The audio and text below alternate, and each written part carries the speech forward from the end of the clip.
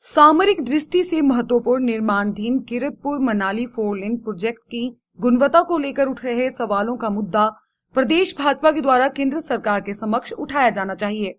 यह बात प्रदेश भाजपा उपाध्यक्ष व पूर्व मंत्री ने मंडी में आयोजित प्रेस वार्ता के दौरान पूछे गए सवाल के जवाब में कही। गोविंद ठाकुर ने कहा कि 4 लेन की गुणवत्ता को लेकर किसी भी प्रकार की कोताही बर्दाश्त नहीं की जाएगी।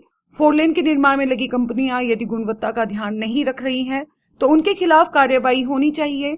4 लेन की गुणवत्ता पर किसी भी प्रकार का समझौता नहीं होना चाहिए और आवश्यकता पड़ने पर भाजपा के द्वारा इस मुद्दे को केंद्र के समक्ष उठाया जाएगा।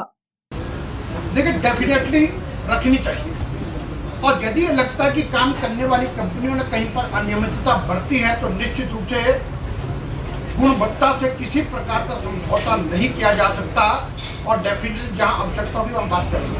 वहीं गोविंद सिंह ठाकुर ने कहा कि मंडी संसदीय क्षेत्र से सांसद कंगना रनौत ने पिछले दिनों अपने संसदीय क्षेत्र के कुछ इलाकों में आपदा प्रभावित क्षेत्रों का दौरा किया है। इस दौरान उन्होंने नुकसान का जायजा भी लिया है। आपदा प्रभावित इन क्षेत्रों के नुकसान की रिपोर्ट सांसद कंगना रनौत द्वारा केंद्र को सौंपी जाएगी, जिसके आधार पर केंद्र सरकार के द्वारा आपदा प्रभावित क्षेत्रों को सहायता प्रदान की जाएगी। कंगना जी हमारे माननीय सांसद हैं। निश्चित रूप से उन्होंने कहा कि जो भी यहाँ पर नुकसान हुआ उस सबकी रिपोर्ट वो भारत सरकार को देंगी और निश्चित रूप से जो वो कहेंगी तो उसके मुताबिक निश्चित रूप से मदद मिलेगी। वहीं इस मौके पर गोविंद सिंह ठाकुर प्रेस वार्ता के दौरान प्रदेश सरकार को भी घेरते नजर आए।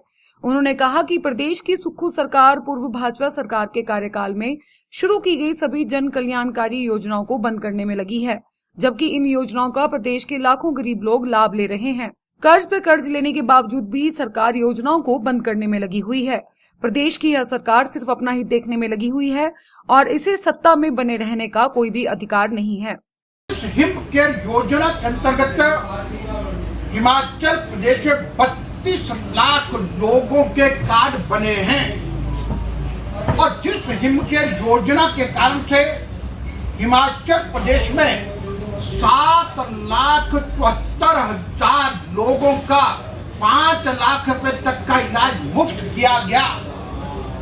आज उस हिम केयर योजना पर प्रश्न खड़े करके उसको बंद किया जा रहा है और दुर्भाग्य देखिए कि इस हिम केयर योजना के कारण से जब से 2019 में प्रारंभ हुई, गरीब और जरूरतमंद का इलाज करने के लिए 988 करोड़ रुपए खर्च हुए,